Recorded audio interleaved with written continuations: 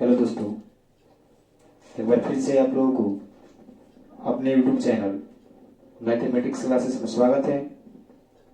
आज हम लोग इस क्लास में मैट्रिक्स एंड डिटरमिनेंट का पार्ट 4 वीडियो देखेंगे।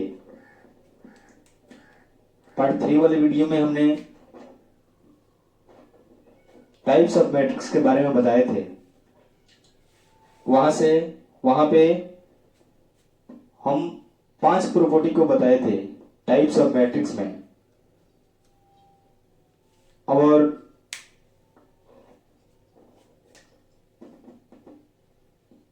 हम लोग कल का सेशन खत्म किए। आज हम लोग 3 टाइप्स ऑफ मैट्रिक्स के बारे में जानेंगे, लेकिन उससे पहले जो कल हम 5 प्रॉपर्टी बताए थे वहां से 4-5 ऑब्जेक्टिव क्वेश्चन कर लिया जाए। जैसे क्वेश्चन दे दे, वहां पे सबसे पहले हमने एक नल मैट्रिक्स के बारे में बताया था। क्वेश्चन है निम्न में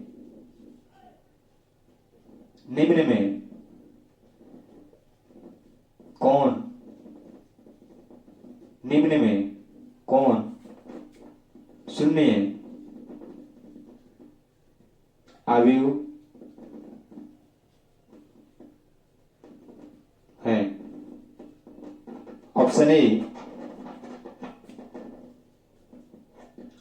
ए हो गया 0, 2, 5, 7, 6, 9।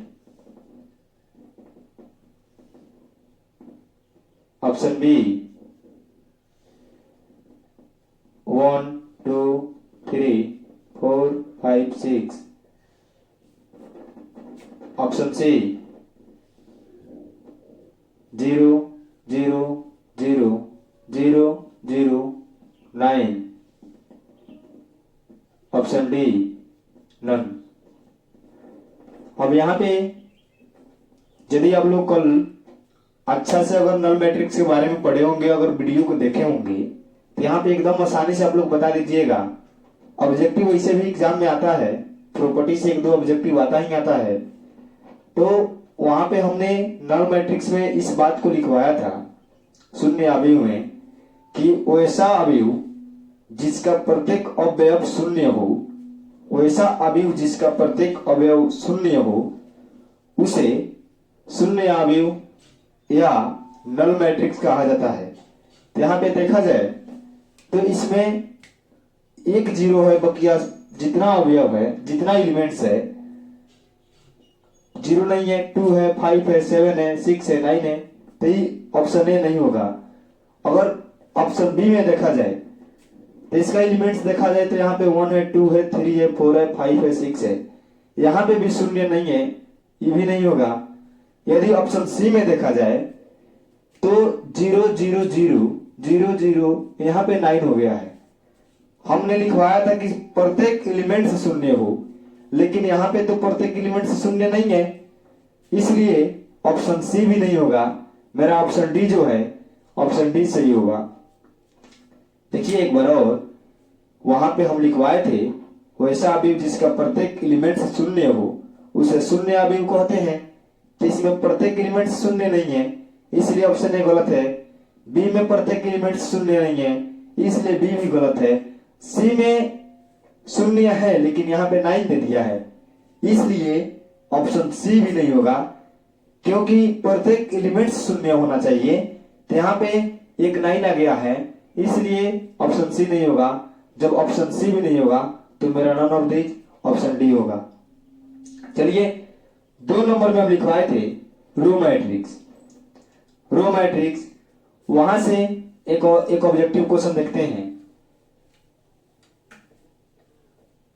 जैसे क्वेश्चन दे दे,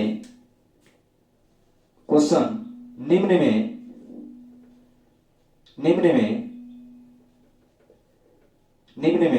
कौन रो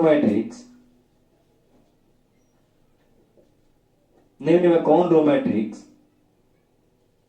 होगा। ऑप्शन ए में 1, 3, 5, ऑप्शन बी में 1 3 5, ऑप्शन सी में 1 3 5 0 0 0, ऑप्शन डी में नन। अब यहां पे देखिए रो मैट्रिक्स में हमने वहां पे बताया था कि ऐसा अवयव जिसमें केवल एक पंक्ति हो, वैसा अवयव जिसमें केवल एक पंक्ति हो उसे रो मैट्रिक्स कहते हैं। तो यहाँ पे देखा जाए तो इसमें कितना रो है, यहाँ पे देखिए तो इसमें रो है R1 R2 R3, यहाँ पे 3 रो है। यदि इसमें देखा जाए तो R1 R2 यहाँ पे 2 रो है, तो ना ऑप्शन ए होगा ना ऑप्शन सी होगा, क्योंकि वैसा मैट्रिक्स जिसमें केवल एक रो हो उसे रो मैट्रिक्स कहते हैं। तो यहाँ पे 3 रो है, तो ऑप्शन ए ऐसा ही गलत है। ऑप्शन सी में 2 रो है, ऑप्शन सी भी गलत है। अब बच गया ऑप्शन बी और ऑप्शन डी। तो यहाँ पे देखा जाए तो यहाँ पे केवल और केवल ऑप्शन, यहाँ पे केवल और केवल एक रो है, इसलिए मेरा ऑप्शन बी जो है सो सही है। यदि आप लोग प्रॉपर्टी को अच्छा से पढ़े होंगे तो एकदम मजा आ रहा होगा बनाने में। नहीं पढ़े हैं तो प्लीज आप लोग पिछले वीडियो को देखिए, उसके बाद में पार्ट 4 पे आइएगा। जैसे अगला प्रॉपर्टी था कॉलम मैट्रिक्स अष्टम अवयव।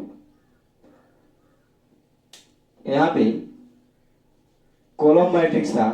अब देखा जाए तो यहां पे ऑप्शन ए में दे दी 2 5 6, ऑप्शन बी में दे दी 2 5 6, ऑप्शन सी में दे दी 2 5 6 9 1 8, ऑप्शन डी में दे दे 0 0 0 0 0 0। अब यहां पे आप लोग बताइए कि निम्न में कौन कॉलम मैट्रिक्स है। यहां पे क्वेश्चन पूछ रहा है निम्न में कौन कॉलम मैट्रिक्स है। तो कॉलम मैट्रिक्स में हम ये बात लिखवाए थे, वैसा मैट्रिक्स जिसमें केवल एक कॉलम हो, अर्थात वैसा मैट्रिक्स जिसमें केवल एक स्तंभ हो उसे कॉलम मैट्रिक्स कहते हैं। यहां पे देखिए तो यहां पे अगर देखा जाए तो यहां पे कितना कॉलम है, C1 C2 और C3, 3 कॉलम है।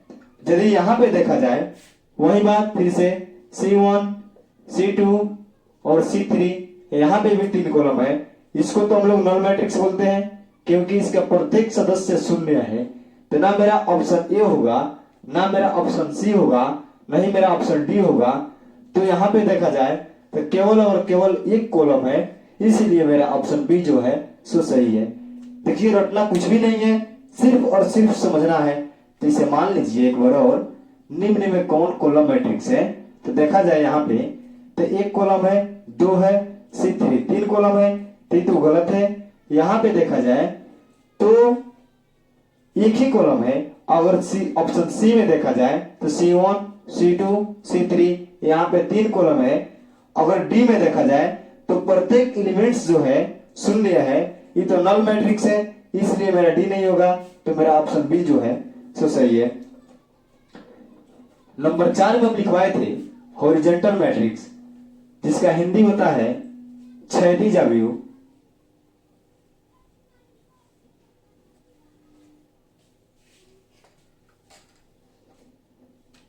नंबर 4 में हम लिखवाए थे हॉरिजॉन्टल मैट्रिक्स। तो यहां पे एक क्वेश्चन है, यहां से निम्न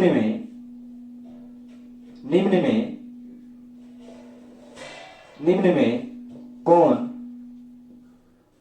हॉरिजॉन्टल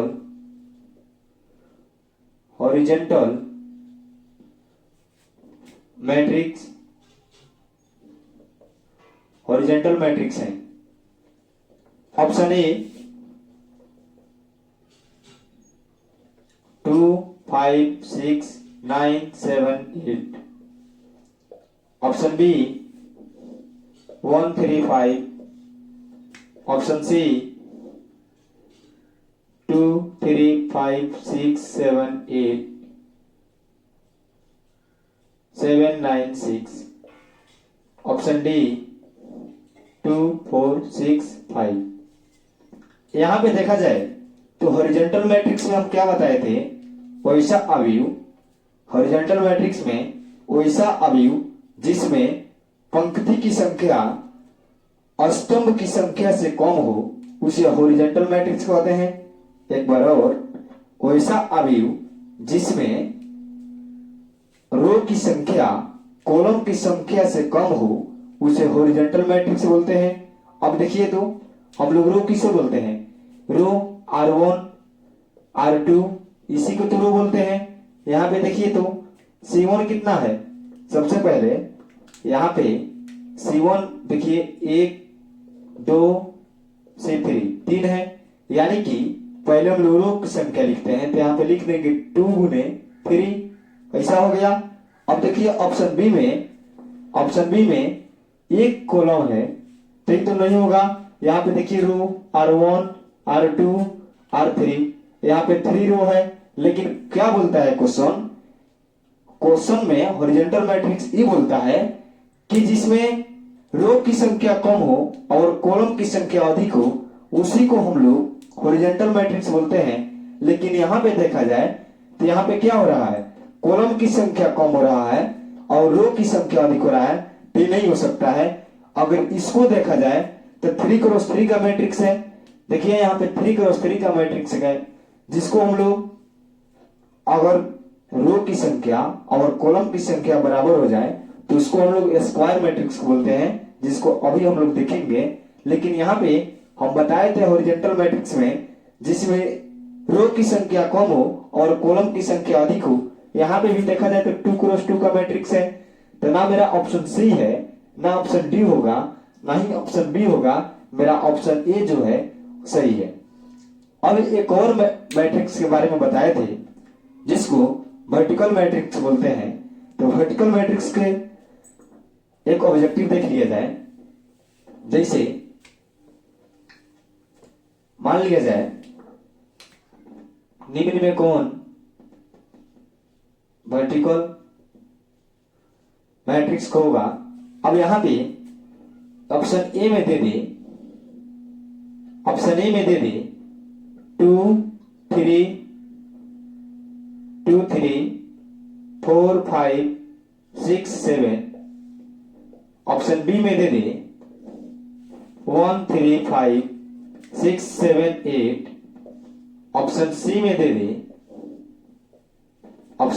दे दे 9 6 5 4 7 5 2 8। ऑप्शन डी में दे दे नन। अब देखिए यहाँ पे वर्टिकल मैट्रिक्स में क्या होता है, निम्न में कौन वर्टिकल मैट्रिक्स है। अब यहाँ पे देखिए हॉरिजॉन्टल मैट्रिक्स में तो हम बताए थे कि रो की संख्या कम हो और कॉलम की संख्या अधिक हो उसे हम लोग वर्टिकल मैट्रिक्स बोलते हैं। हॉरिजॉन्टल मैट्रिक्स बोलते हैं। लेकिन वर्टिकल मैट्रिक्स में उल्टा हो जाता है, जैसे वहां पे रो की संख्या कम हो रहा था और कॉलम की संख्या अधिक हो रहा था, तो यहाँ पे रो की संख्या अधिक हो जाएगा और कॉलम की संख्या कम हो जाएगी। अब मान लीजिए यहाँ पे देखा जाए तो C1 C2 और C3 3 कॉलम है, R जो है 2 है, तो ये तो हॉरिजॉन्टल मैट्रिक्स हो जाएगा। यहाँ पे देखा जाए फिर यहाँ पे R1 R2 C1 C2 C3 C4, यहाँ पे फिर कॉलम की संख्या अधिक हो रहा है और रो की संख्या कम हो रहा है, तो ये भी हॉरिजॉन्टल मैट्रिक्स हो जाएगा। लेकिन इसको देखा जाए यहाँ पे तो R1 R2 R3, यहाँ पे देखा जाए C1 C2। अब देखिए यहाँ पे कितना रो है, 3 रो है और 2 कॉलम है। यहाँ पे देखिए तो 3 रो है और 2 कॉलम है, तो यहाँ पे रो की संख्या अधिक हुआ और कॉलम की संख्या कम होगा, तो मेरा ऑप्शन ए जो है वो सही है। क्योंकि हॉरिजॉन्टल मैट्रिक्स में बोलता है कि रो की संख्या कम हो और कॉलम की संख्या अधिक हो तो उसे हॉरिजॉन्टल मैट्रिक्स बोलते हैं। वर्टिकल मैट्रिक्स में बोलता है कि रो की संख्या अधिक हो और कॉलम की संख्या कम हो तो उसे हम लोग वर्टिकल मैट्रिक्स बोलते हैं। चलिए ये 5 हम प्रॉपर्टी बताए थे, जहां से 5 ऑब्जेक्टिव करा दिए। आगे हम लोग स्क्वायर ऑफ मैट्रिक्स के बारे में देखते हैं। इसको पहले आप लोग लिख लीजिए।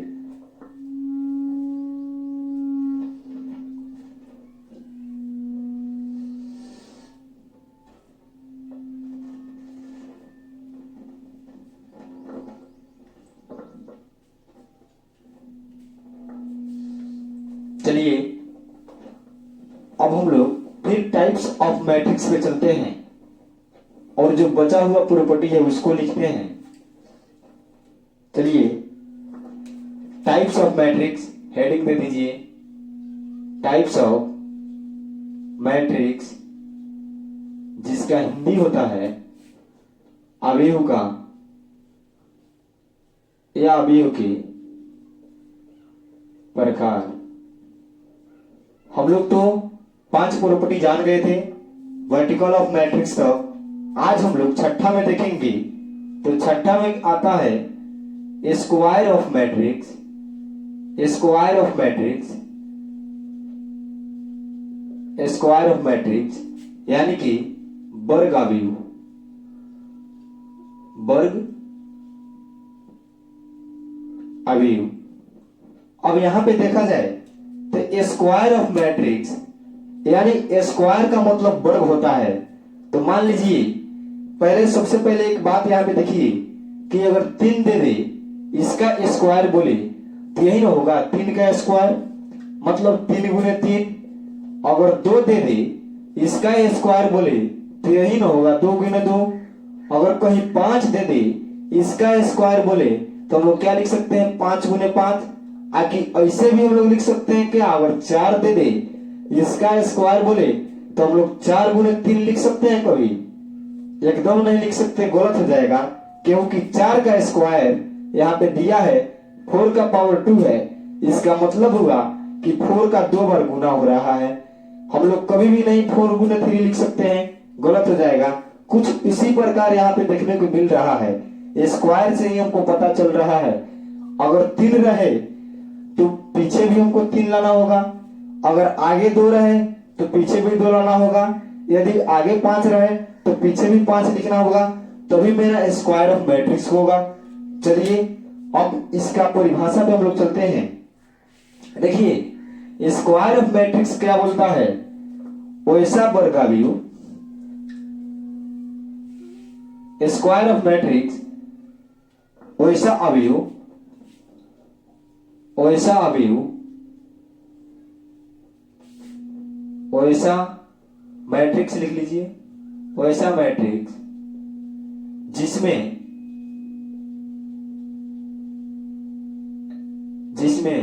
रो की संख्या तथा कॉलम की संख्या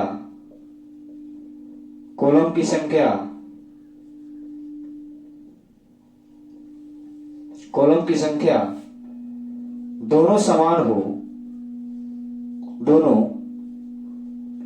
हो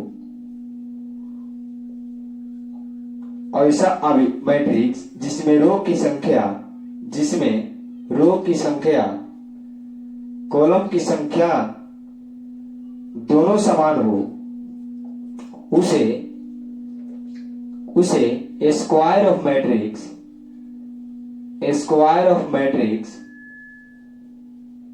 ऑफ मैट्रिक्स कहा जाता है। स्क्वायर ऑफ मैट्रिक्स कहा जाता है। अब देखिए यहां पे एक बार इसको समझ लीजिए सबसे पहले, तब लिखिएगा। बोल रहा है वैसा मैट्रिक्स जिसमें रो की संख्या तथा कॉलम की संख्या दोनों समान हो, उसे स्क्वायर ऑफ मैट्रिक्स कहा जाता है। यानी कि यदि मेरा रो की संख्या 2 हो तो कॉलम की संख्या भी 2 होना चाहिए, क्योंकि दोनों समान हो।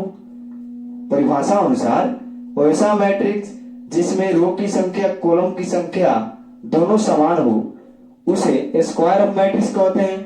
जैसे एग्जांपल के तौर पे मान लीजिए हम यहाँ पे लिख दें कि A इक्वल टू एक मैट्रिक्स ए आई जे लिख दिए।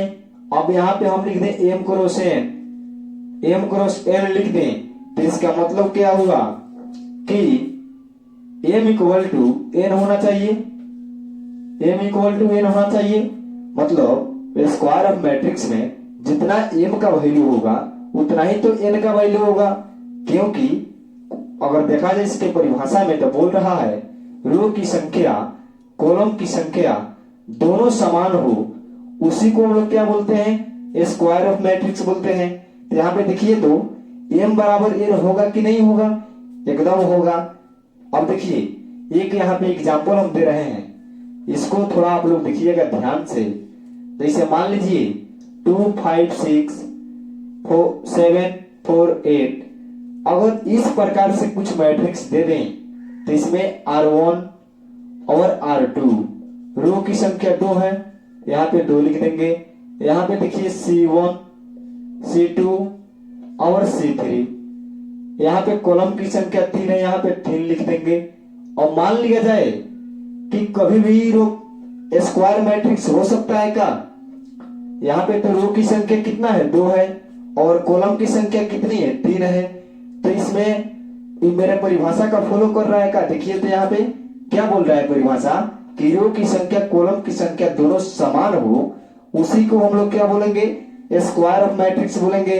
लेकिन यहाँ पे तो रो की संख्या कम है और कॉलम की संख्या अधिक है, तो इसको हम लोग क्या बोल देंगे, ये हो गया horizontal of matrix. Horizontal of matrix, horizontal of matrix अभी एक ऑब्जेक्टिव कराए भी थे वहां पे, इसको हम लोग क्या बोल देंगे, हॉरिजॉन्टल ऑफ मैट्रिक्स। तो इसलिए ये गलत है मेरा, ये कोई और मैट्रिक्स है। तो एक और एग्जांपल लेते हैं, जैसे मान लीजिए एग्जांपल के तौर पे यहाँ पे लिख दें 2 5 6 7 8 9 1 4 3। अब यहाँ पे देखा जाए तो R1 R2 R3 3 है रो, यहाँ पे कॉलम की संख्या गिना जाए वो RC1 C2 C3, यहाँ पे 3 है कॉलम की संख्या। अब देखिए तो ये स्क्वायर ऑफ मैट्रिक्स हो गया कि नहीं हो गया, मतलब अगर 3 गुने 3 है तो हम लोग इसको इसे भी लिख सकते हैं 3 का स्क्वायर, तो ये स्क्वायर ऑफ मैट्रिक्स हो गया। इसलिए मेरा ई सही है। अगर एक और एग्जांपल देखा जाए, जैसे मान लीजिए ए हो गया, यहाँ पे बी एक मैट्रिक्स है, अगर इसको ये देखा जाए तो यहाँ पे 1 2 3 4 इस प्रकार से कोई मैट्रिक्स दे दे तो R1 R2 C1 C2 यानी रो 2 है और कॉलम 2 है, ये हो गया मेरा स्क्वायर ऑफ मैट्रिक्स। इसको आप लोग लिख लीजिए। आगे एक क्वेश्चन देते हैं ऑब्जेक्टिव, उसको आप लोग बताइएगा, फिर आगे हम लोग चलते हैं।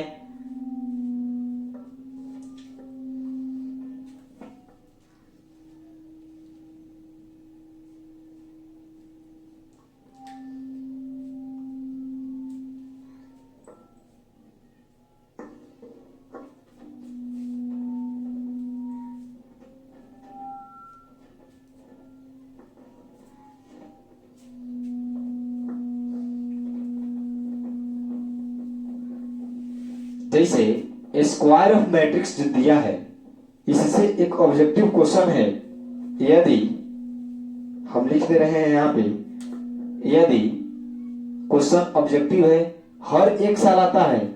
आप लोग क्वेश्चन बैंक को उलाट कर देखिएगा, ये एनसीईआरटी में भी दिया हुआ क्वेश्चन है, हर एक साल पूछता है इस क्वेश्चन को।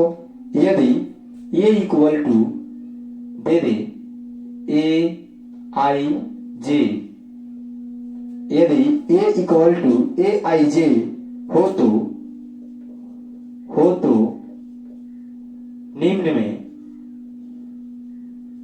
निम्न अवयव के लिए, निम्न वर्ग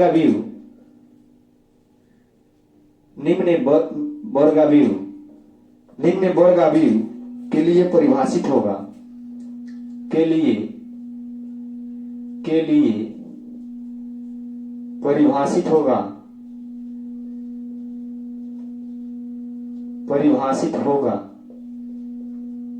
यहाँ पे ऑप्शन ए में देखिए, ऑप्शन ए दे दिया है m बड़ा है n से, ऑप्शन बी दे दिया m छोटा है n से, ऑप्शन सी में दे दिया m equal to n, option D में दे दिया नॉन ऑफ दीज।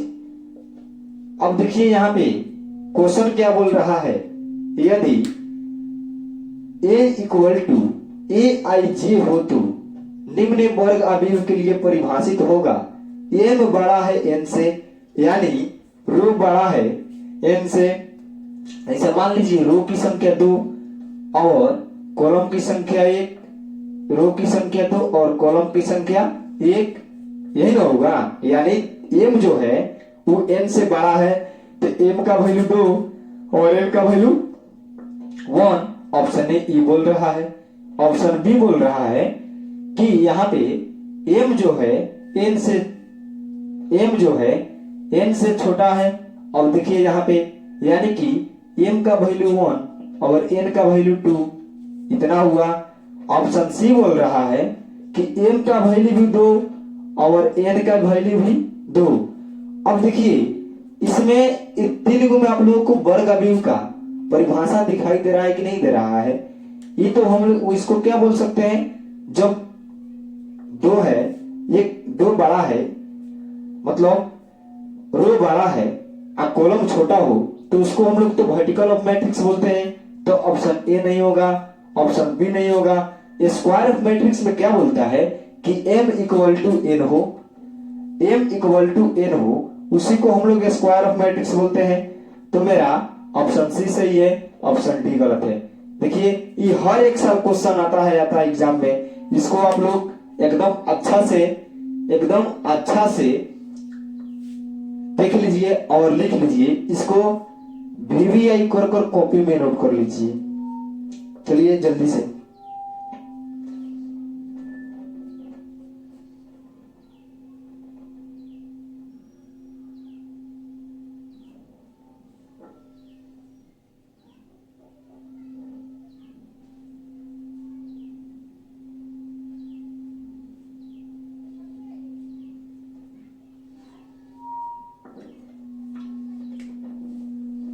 आगे हम लोग चलते हैं डायगोनल मैट्रिक्स में।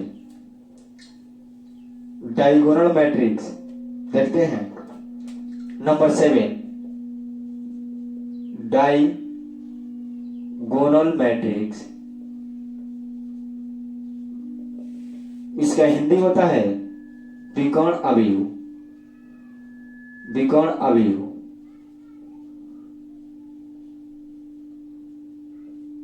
अब देखिए डायगोनल मैट्रिक्स जो है यानी कि विकर्ण अवयव, ये जो है ये बोलता है वैसा वर्ग अवयव जिसका सभी विकर्ण के वैसा वर्ग अवयव जिसमें विकर्ण के अलावा सभी एलिमेंट शून्य हो, उसे हम लोग विकर्ण अवयव बोलते हैं। क्या? वैसा वर्ग अवयव जिसमें विकर्ण के अलावा सभी सदस्य शून्य हो, उसे विकर्ण अवयव बोलते हैं। अब एक बार इसको देखा जाए, जैसे मान लीजिए अब आप लोग कहिएगा विकर्ण किसको बोलते हैं, तो मान लीजिए आप लोग पढ़े होंगे समचतुर्भुज के बारे में, समचतुर्भुज के बारे में पढ़े होंगे। तो मान लीजिए एक यहाँ पे हो गया और एक यहाँ पे हो गया, तो देखिए इधर से खींचिएगा यहाँ पे तो इसको भी विकर्ण बोलते हैं, और इधर से इसको यहाँ पे लाकर मिला दीजिएगा तो इसको भी विकर्ण बोलते हैं। लेकिन यहाँ पे एक चीज है कि हम लोग नीचे से ऊपर की ओर लेकर गए हैं, तो इसको हम लोग बोलते हैं समान विकर्ण। इसको हम लोग क्या बोलते हैं? समान विकर्ण। और जिसको ऊपर से नीचे की ओर लेकर आया जाता है उसको हम लोग क्या बोलते हैं? मुख्य विकर्ण बोलते हैं। उसको हम लोग मुख्य विकर्ण बोलते हैं। यहाँ पे देखिए ये तो ऊपर से नीचे की ओर आया है, तो इसको हम लोग बोले समान विकर्ण। नीचे से ऊपर वालों के हम लोग बोलते हैं मुख्य विकर्ण। यहाँ पे उसी को हम लोग लिखेंगे वैसा अवयव जिसमें वैसा अवयव, वैसा अवयव, अवयव जिसमें, वैसा अवयव जिसमें विकर्ण के अलावा, विकर्ण के अलावा, अलावा अन्य सभी एलिमेंट, अन्य सभी एलिमेंट यानी कि अन्य सभी अवयव, अन्य सभी अन्य सभी एलिमेंट, अन्य सभी एलिमेंट शून्य हो, उसे विकर्ण अवयव, विकर्ण अवयव, विकर्ण अवयव कहा जाता है। इसे अब देखिए यहां पे, इसे लिख लीजिए ए डाई के द्वारा सूचित किया जाता है, अन्यथा बाहर होने दीजिए। वैसा अवयव जिसमें विकर्ण के अलावा अन्य सभी एलिमेंट शून्य हो, उसे विकर्ण अवयव कहा जाता है। और मान लीजिए वैसा वर्ग अवयव लिखिएगा, सॉरी वैसा वर्ग अवयव, यानी शर्त यहाँ पे यह है कि स्क्वायर मैट्रिक्स होना जरूरी है, इसलिए लिखिएगा वैसा वर्ग अवयव। एग्जाम्पल के तौर पे अब देखिए यहाँ पे हम लिख रहे हैं, यहाँ पे एग्जाम्पल लिख रहे हैं 2 0 0 0 3 0 0 2 5। अब यहाँ पे आप लोग देखिए तो क्या इसको हम लोग विकर्ण बोलते हैं, इसको तो हम लोग विकर्ण बोलते हैं, इसको यहाँ पे मिलाए तो इसको हम लोग विकर्ण बोलते हैं। लेकिन विकर्ण के अलावा अन्य सभी सदस्य शून्य है। देखिए तो यहाँ पे शून्य, यहाँ पे शून्य, यहाँ पे है, यहाँ पे है, यहाँ पे भी शून्य है, लेकिन यहाँ पे तो शून्य नहीं है। तो ये क्या मेरा कभी भी डायगोनल मैट्रिक्स हो सकता है? नहीं होगा। मेरा परिभाषा ये बोल रहा है वैसा वर्ग अवयव जिसमें विकर्ण के अलावा अन्य सभी एलिमेंट शून्य हो, उसे विकर्ण अवयव कहा जाता है। तो यहाँ पे देखिए तो यहाँ पे विकर्ण के अलावा अन्य सभी एलिमेंट शून्य है क्या? यहाँ पे 2 आ गया है, इसलिए मेरा एलिमेंट डायगोनल मैट्रिक्स नहीं हो सकता है। एक और एग्जांपल, जैसे मान लीजिए यहाँ पे हम दे दें 2 0 2 0 0 2, इस प्रकार से दे दे, तो यहाँ पे देखिए तो मेरा जो विकर्ण है वो 2 और 2 है, और उसके ऊपर और नीचे शून्य है, तो मेरा ई होगा डायगोनल मैट्रिक्स। यहाँ पे स्क्वायर मैट्रिक्स भी है, 2 क्रॉस 2 का मैट्रिक्स है। एक और एग्जांपल देख लीजिए, यहाँ पे एग्जांपल हो गया 5 0 0 0 3 0 0 0 2। अब आप लोग इसको बताइए कि डायगोनल मैट्रिक्स होगा या नहीं। देखिए तो यहाँ पे विकर्ण तो हम लोग इसको बोलते हैं, और विकर्ण के अलावा अन्य सभी सदस्य शून्य है या नहीं? एकदम शून्य है। देखिए यहाँ पे भी शून्य है, यहाँ पे भी शून्य है, यहाँ पे भी शून्य है, सभी सदस्य शून्य है, इसलिए मेरा डायगोनल मैट्रिक्स होगा। चलिए इसको आप लोग लिख लीजिए, और हम लोग अगले क्लास में scalar matrix, lower matrix, identical matrix और इक्वालिटी ऑफ मैट्रिक्स, 4-5 और प्रॉपर्टी बच गया है जिसको हम लोग पढ़ेंगे और मैट्रिक्स का प्रॉपर्टी फाइनल करेंगे। उसके बाद में हम लोग कुछ क्वेश्चन करेंगे और अगले क्लास से एडिशन ऑफ मैट्रिक्स पे चलेंगे। उसके बाद से हम लोग क्वेश्चन बनाना अपना स्टार्ट कर देंगे। चलिए आज के लिए इतना ही। यदि आप लोगों को वीडियो अच्छा लगे तो लाइक कीजिए, शेयर कीजिए, कमेंट कीजिए। और हाँ, एक और बात, इस चैनल पे 9th, 10th, 11th और 12th चारों क्लास का मैथ का वीडियो अपलोड होता है। अगर जिनका भी दोस्त 9th, 10th, 11th, 12th में पढ़ते हैं उनके पास आप लोग प्लीज ज्यादा से ज्यादा वीडियो को शेयर कीजिए। आज के लिए इतना ही, धन्यवाद।